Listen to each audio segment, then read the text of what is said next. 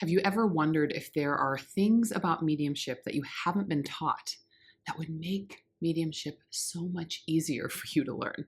Things that might make you a much better medium. I've had so many incredible mentors over the years that I've been studying and practicing mediumship. But as I've continued on in my practice and had all different kinds of situations, I've run into a few challenges and I've wondered why I wasn't taught certain skills or exactly in a step-by-step way how to handle a certain and common situation. Today, I'm sharing the top 3 things that are so important to know, but that most mediumship mentors won't teach you, and they don't have time in a circle.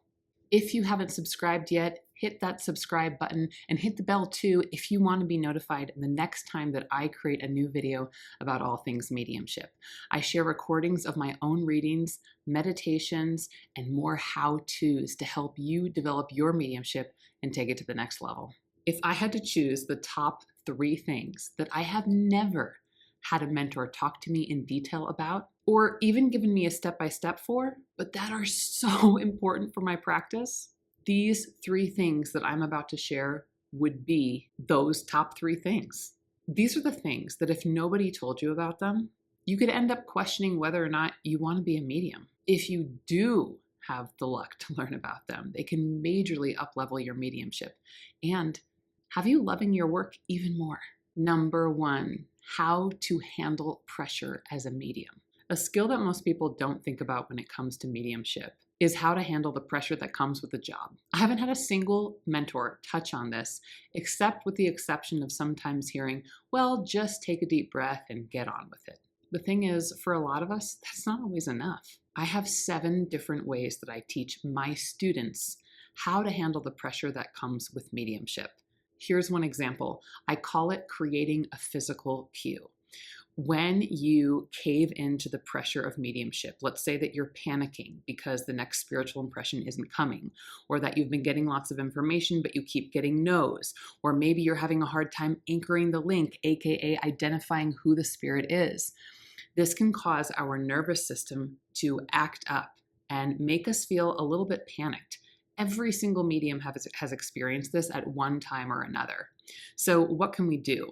One of the 7 things that I teach my students is how to create a physical cue.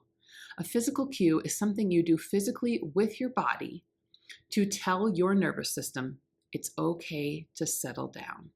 And I'll tell you what, if you don't settle down your nervous system, the spiritual impressions won't come as quickly and they definitely won't be as accurate and your work won't be as enjoyable. I'll give you an example of my physical cue. For me, I do something really simple. I put my right hand over my left, or it could be my left hand over my right. But just the feeling of a hand on mine, even if it's my own, is actually really calming. Then I physically lean back in my seat to remind myself that I have to be energetically receptive to spiritual impressions that are coming. Then I take a couple deep breaths, and it's absolutely fine during a reading for me to look off to the side and wait a moment while I take those deep breaths and feel my hands touching and allow my body to know it's okay to relax. And with this physical cue, I do it when I feel my nervous system amping up during a reading, but I also practice it before the reading even starts. Other times, I might have that physical cue so that I'm teaching my body, when I do this, it means to relax. Maybe you could think about what might be a physical cue for you. I have students who love to put a hand on their heart and take a deep breath. There's all kinds of possibilities. What makes your body feel the most relaxed? That's a good clue as to what your physical cue might be. Number 2, and I cannot believe that I haven't learned this in a training, a workshop, a course, a mediumship development circle. I haven't learned it anywhere, and it is how to handle a tricky sitter. In my course, it's called Speaking with Spirits, I discuss the main kinds of tricky sitters. There's 3 main kinds of tricky sitters, a chatty Kathy or chatty Charles. There are the people who are skeptical or even rude, and I put those people in the same bucket, even though skeptical does not equal rude. and someone who either doesn't respond or responds in a confusing way. That basically umbrellas the many different kinds of tricky sitters that they are. Maybe you've experienced a chatty Cathy or a chatty Charles. This is the person who talks incessantly while you're trying to give a reading. They may also interrupt you during the reading to ask you specific questions like, bring me this piece of evidence, give me that. Or they'll talk and just tell you everything about the past loved one that you've anchored that you're trying to bring through so that it's really difficult for you to do your job. Students in my development circles will tell you that I have touched upon this, but I don't have time for my students to conduct practice readings that role play all three of these different main tricky sitters. And to be honest, what I've found is that every single medium needs to be practicing how they would respond to the three main tricky sitters, probably quarterly. Because when you have that experience with a really tricky sitter for the first time or even many times, it can really throw you for a loop. I have students who show up for my circle and they tell me they're thinking that maybe mediumship isn't right for them because they had such a hard sitter to read for. And they didn't know until we talked about it how they could respond in those situations and keep control of the reading and still enjoy their work. In short, the teachings that I share in my course, Speaking with Spirits, are life-changing for a medium, and they go so much more in depth than I have time for in my development circle. We've still got one more topic that I'm going to speak to in just a moment, but I want to ask you first, out of the two topics I've shared so far, which one would be really helpful for you? I'd love to see your comment below. Tell me why. We're on to number 3.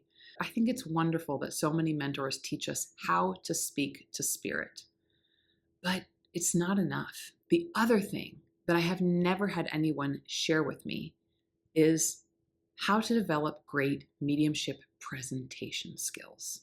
Your presentation as a medium matters. If you watch excellent mediums, they don't just bring through accurate evidence. They bring it through in a way that is empathetic, in a way that their sitter can understand, and in a way that their sitter can emotionally receive.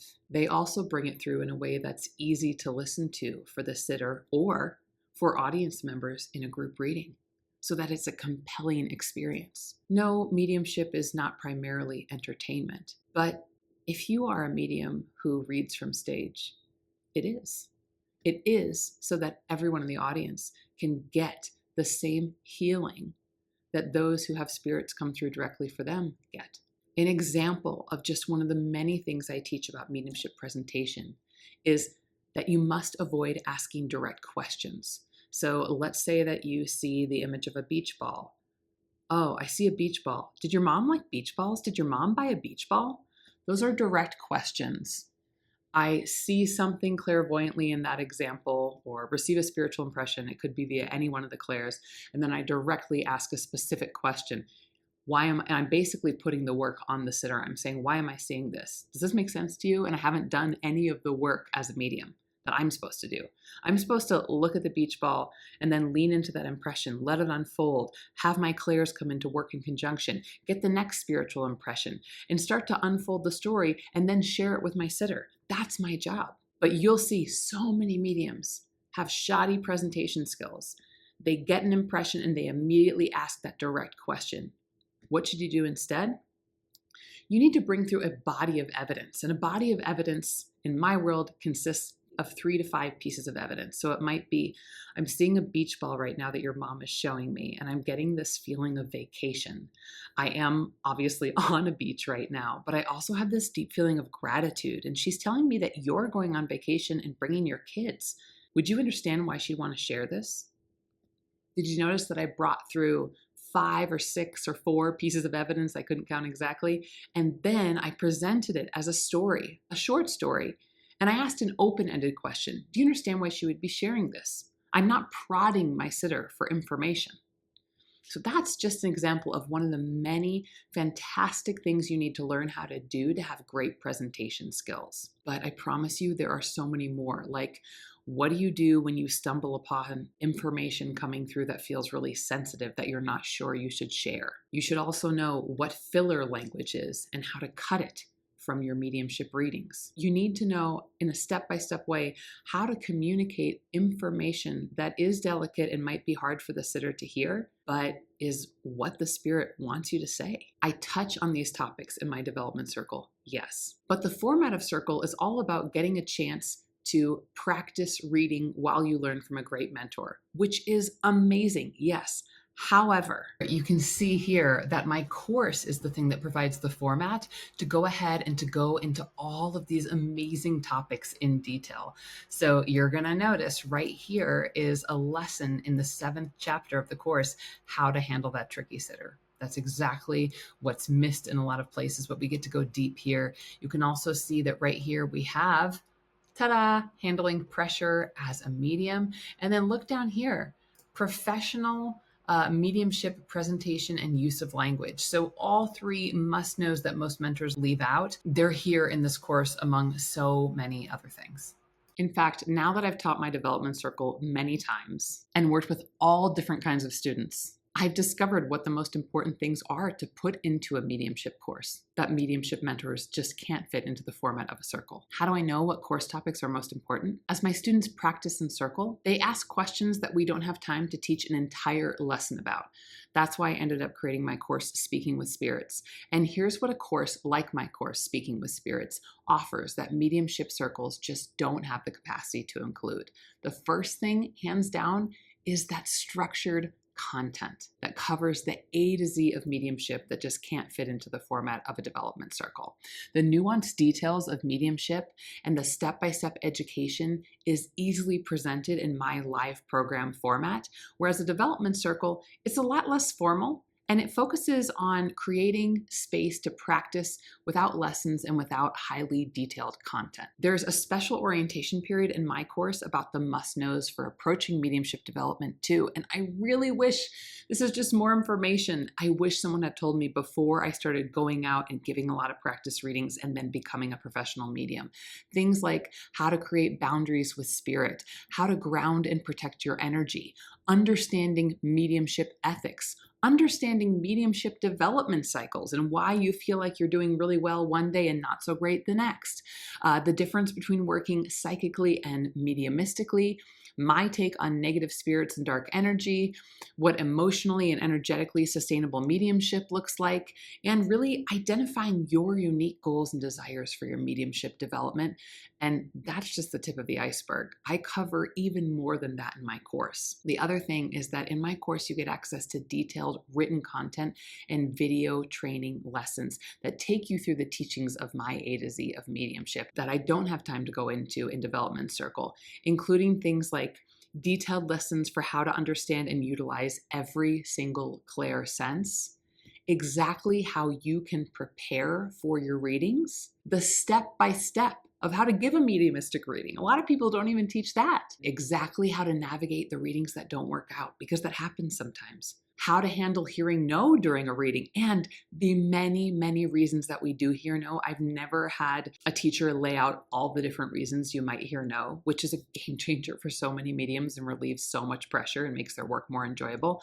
And also ways to connect with your spirit guides. And of course, so much more. In my course, you get access to downloadable worksheets that list in detail exercises galore for each and every one of the clair senses. I have handouts about how to make your presentation better during your reading so it's professional and it's more compelling. I have smart ways to find mentors and to make friends with other mediums, ways to increase your confidence and finally let go of your doubts that are holding you back as a medium, and how to handle challenging moments during a mediumistic reading so you don't lose faith in yourself or spirit. The important thing that I've added on my course that I also don't have in my development circle and that I've never been given access to in any of the development circles I've taken is a user-friendly online community forum. For the people who take my course, no matter where they are in the live program, it's not a self-study course. So not only will you have in-person support from me while I walk you step by step through the defined curriculum, but you'll make friends and you'll have an online home that will allow you to connect with other students,